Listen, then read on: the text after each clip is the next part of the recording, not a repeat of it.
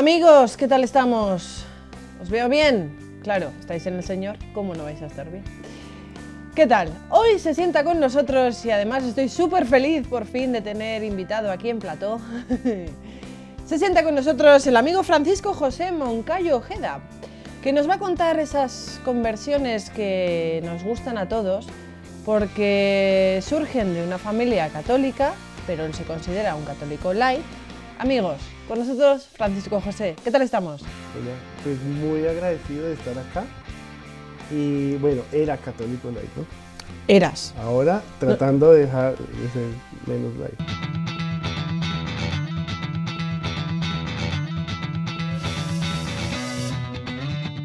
A ver, eras católico light, ¿y por qué eras católico light? Naciste en el seno de una familia católica y además muy católica, con una formación muy buena. Sí, ¿Pero qué pasaba? era un católico de mentiras. Entonces asistíamos a la Eucaristía los domingos,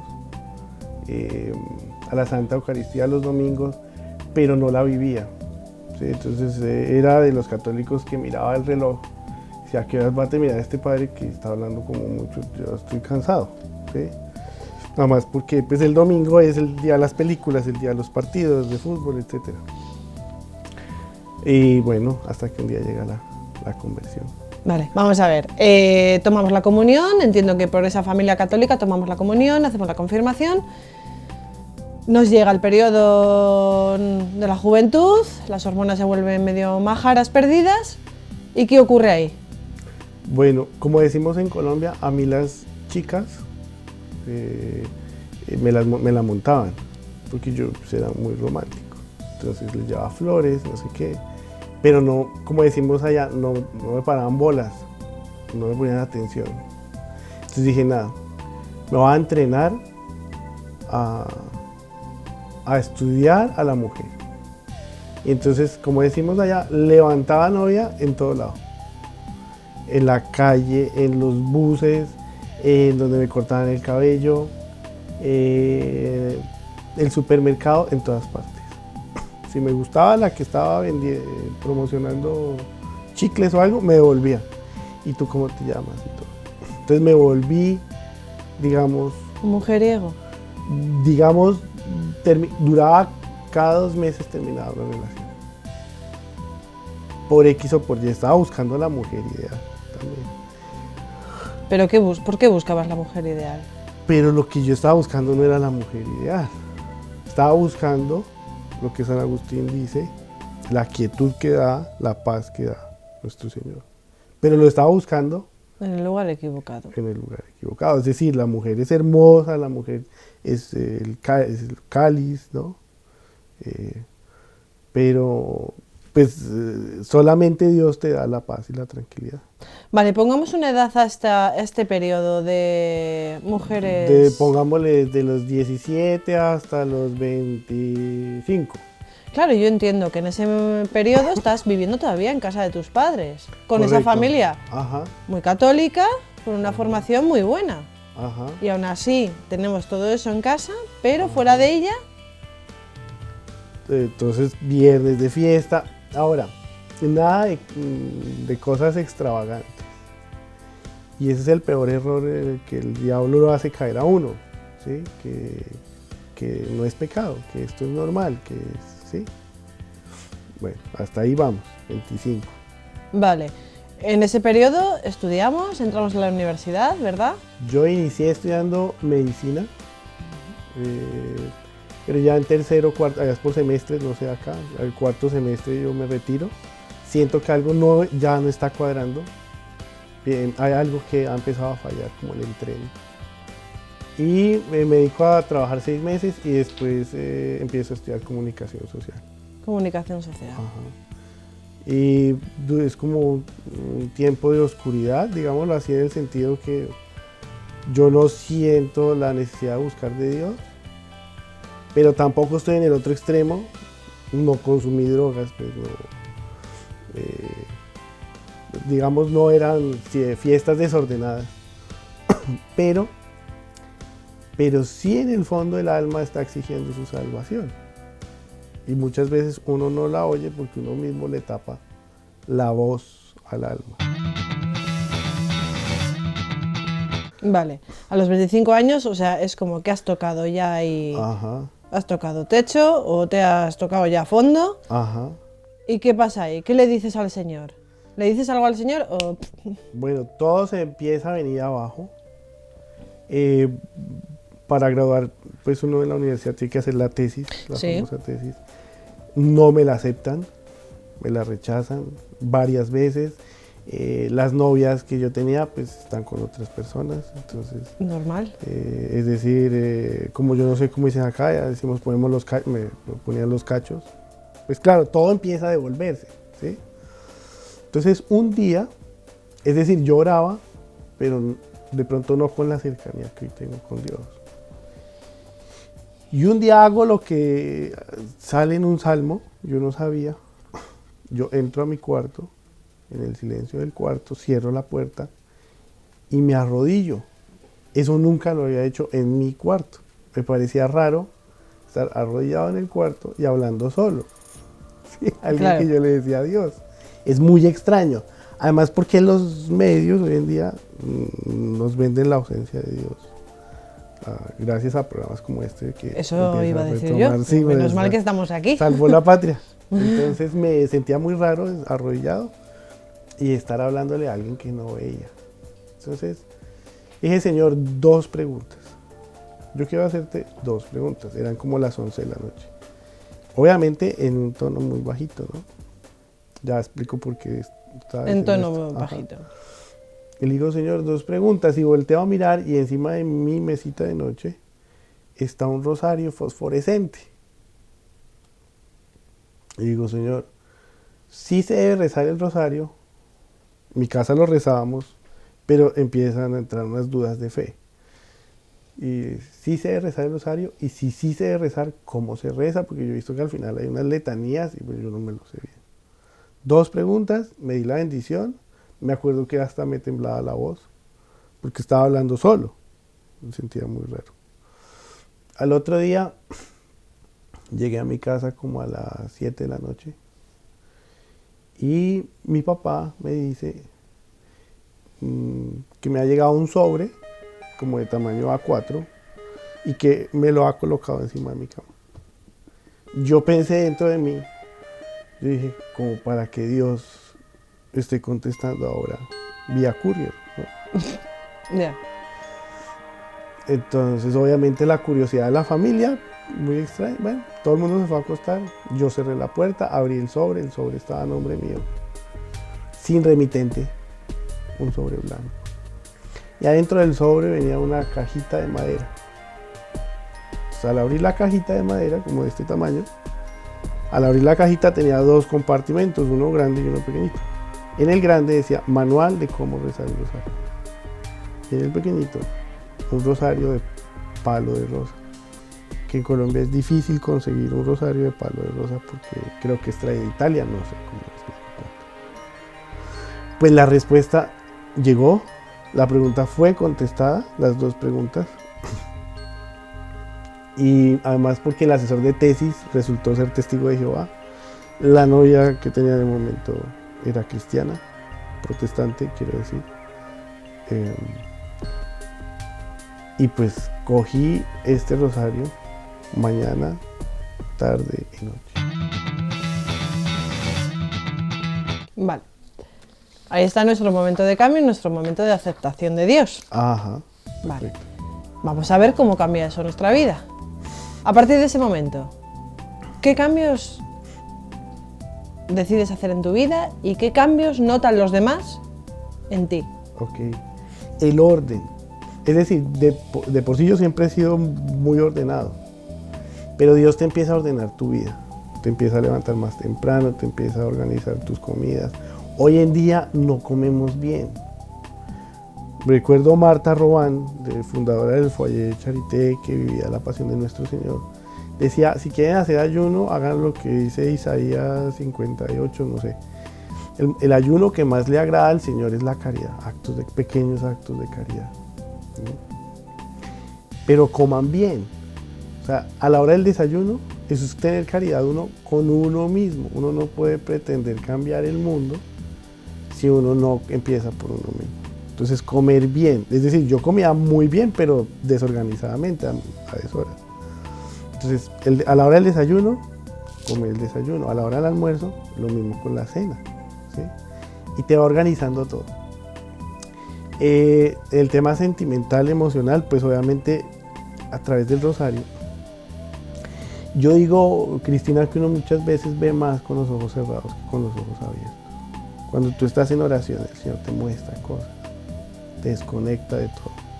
Sobre todo al momento de la elevación, cuando el sacerdote eleva el cuerpo de Cristo, en ese momento entregarle uno la vida de uno y todas las personas que están alrededor de uno.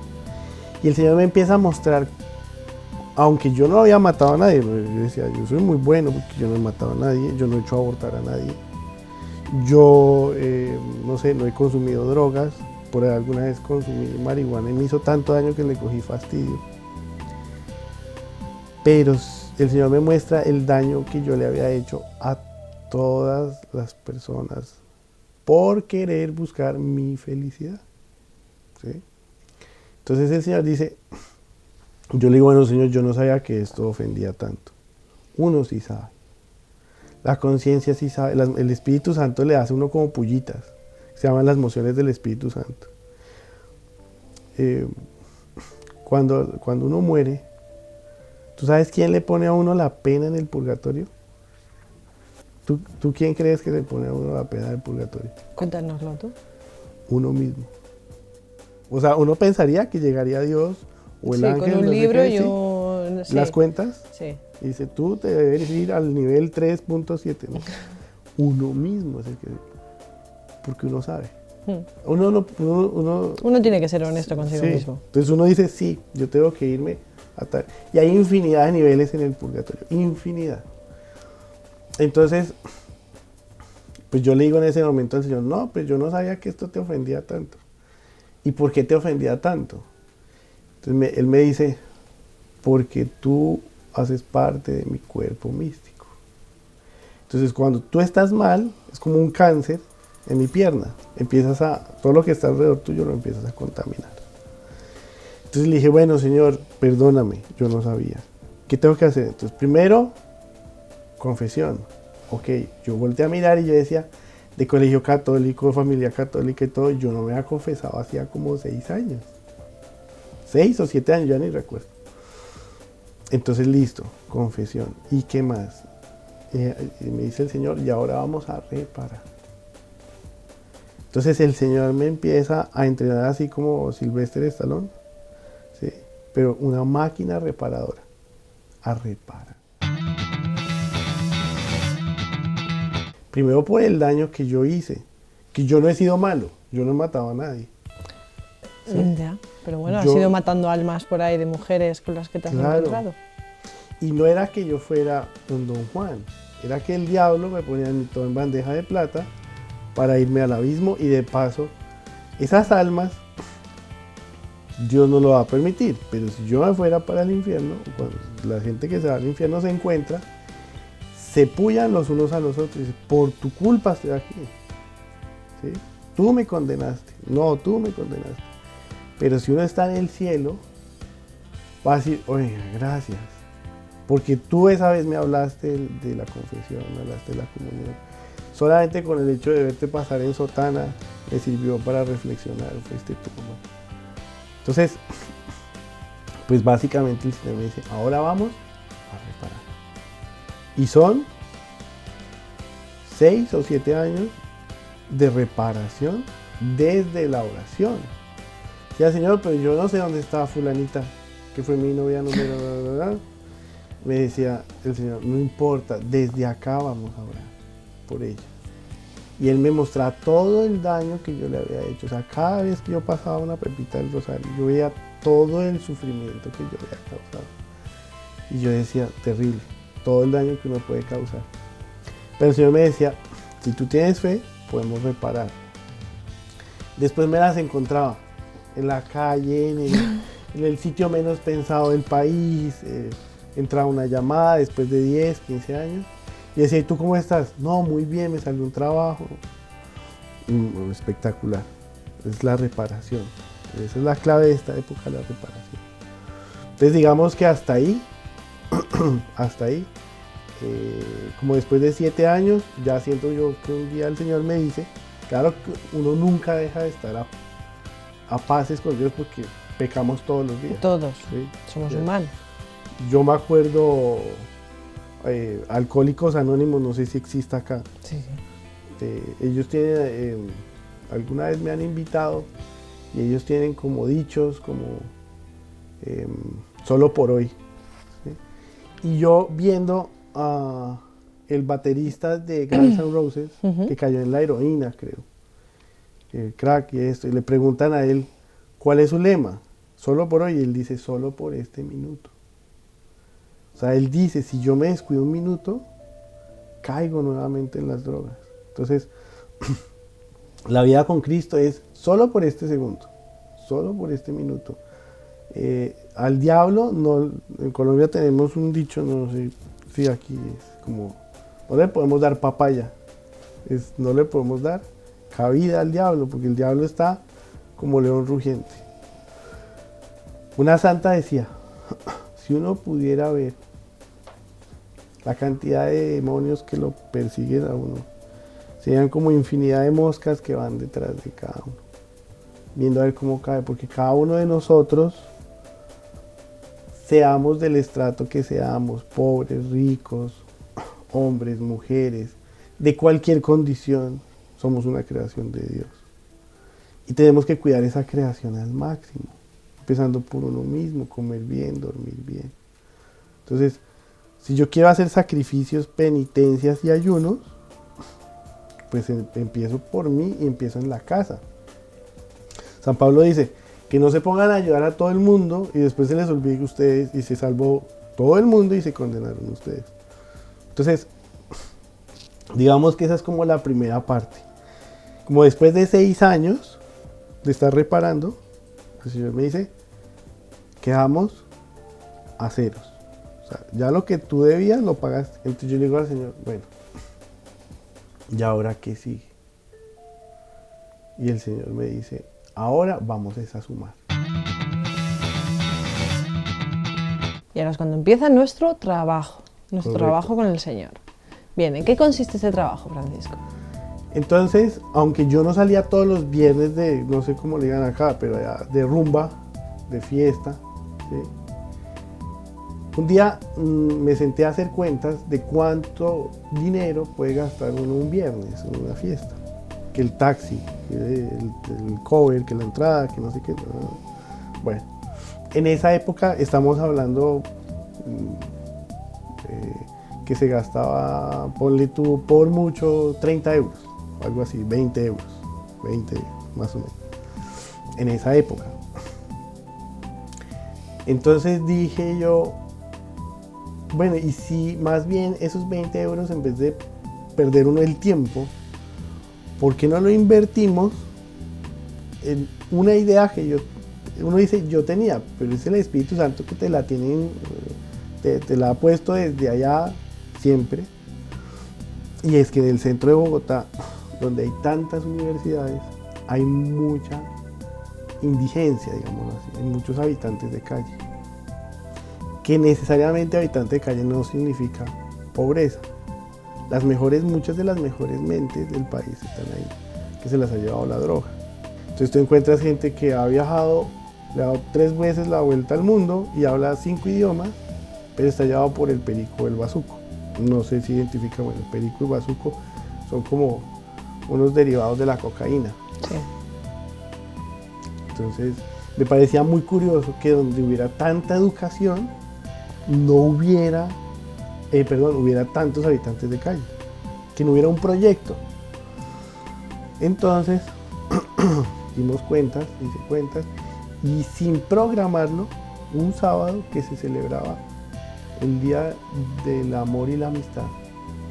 O sea, todo el mundo salía para su fiesta, a celebrar el día.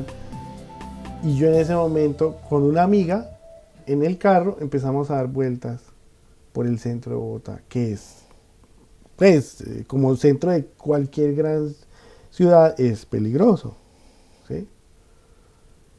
Y empezamos a llamar a la gente que está en las en las basuras. ¿Sí? Entonces ellos al principio nos miran como raro. Yo empiezo a estudiar todo esto porque yo los había visto, pero nunca lo había hecho. La gente nos empieza a mirar raro y se empiezan a acercar. Y hasta el día de hoy, todos los sábados, ya hoy en día quedó un grupo de gente que hace eso. ¿Pero qué hacíais? Entonces, acercar a los habitantes de calle y esa plata que nos gastábamos en otras cosas, en comida. Vale, o sea que repartíais paquetitos de comidas a esa gente. Exactamente. Vale. Y conocerlos. ¿Y usted dónde es? ¿Y usted por qué está aquí? ¿Y su familia dónde está? Y mucha gente se liberaba, digamos, del vicio con darles una palmadita en la espalda. Entonces, un acto de amor, un pequeño acto de amor, ¿cómo hace? Un pequeño contacto, ¿cómo hace que la gente se rehabilitara? Sí. Vale. ¿Y de los medios masivos, de los más media, qué me cuentas de eso? Bueno, fui profesor universitario. El primer día de clases me llegaron los estudiantes drogados. Yo decía, esto no es común en Colombia tampoco, es anormal. Un lunes, clase de 7 de la mañana, llegaban los estudiantes drogados con gafas oscuras.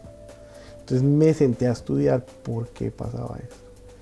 Y me empecé a dar cuenta que todos teníamos entre comillas, porque es como la dinamita, si tú la utilizas para el bien, pues te ayuda para hacer puentes, para hacer túneles.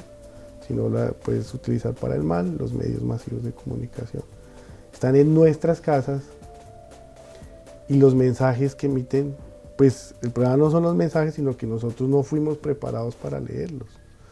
Entonces empecé a estudiar y es curioso cómo en Colombia, que hay conflicto armado, un domingo tú ves películas de guerra desde las 9 de la mañana hasta las 2 de la mañana.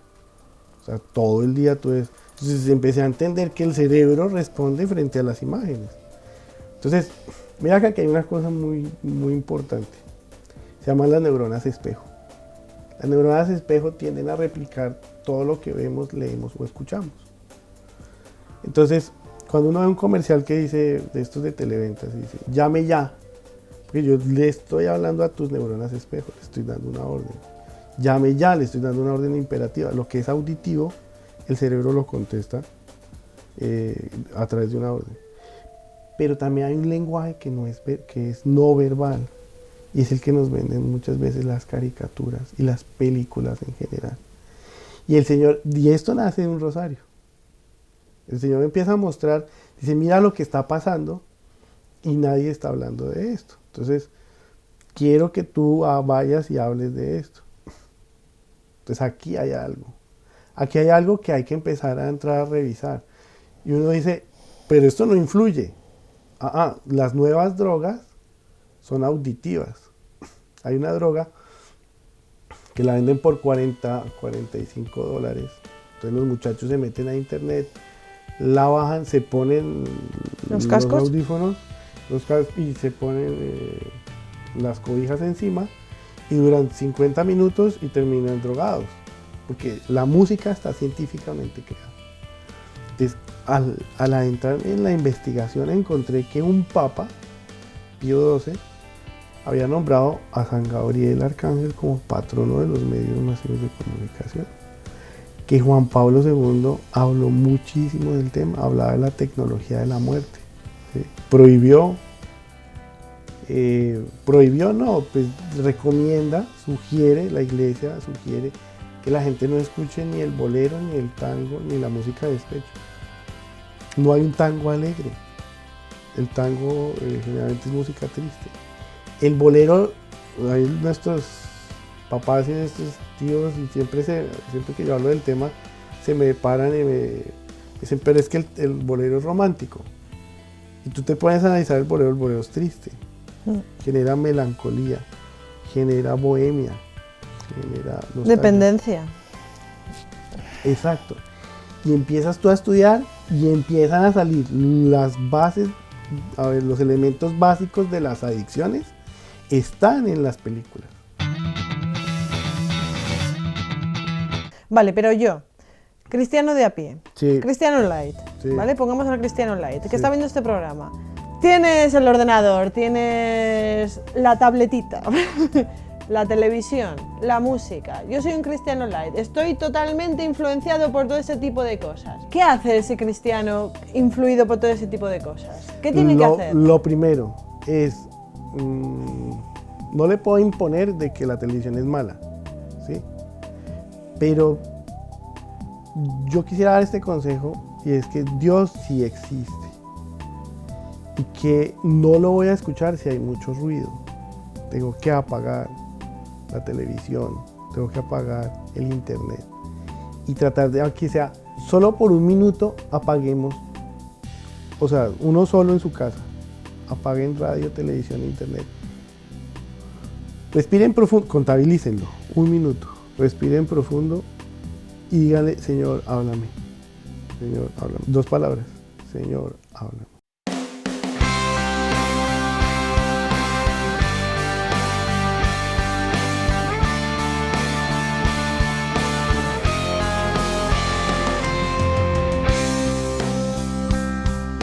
¿Ha quedado claro? Porque si no ha quedado claro, lo volvemos a decir. Señor, háblame. Pero para eso hay que apagar. No apaguéis mucho porque entonces no nos veis.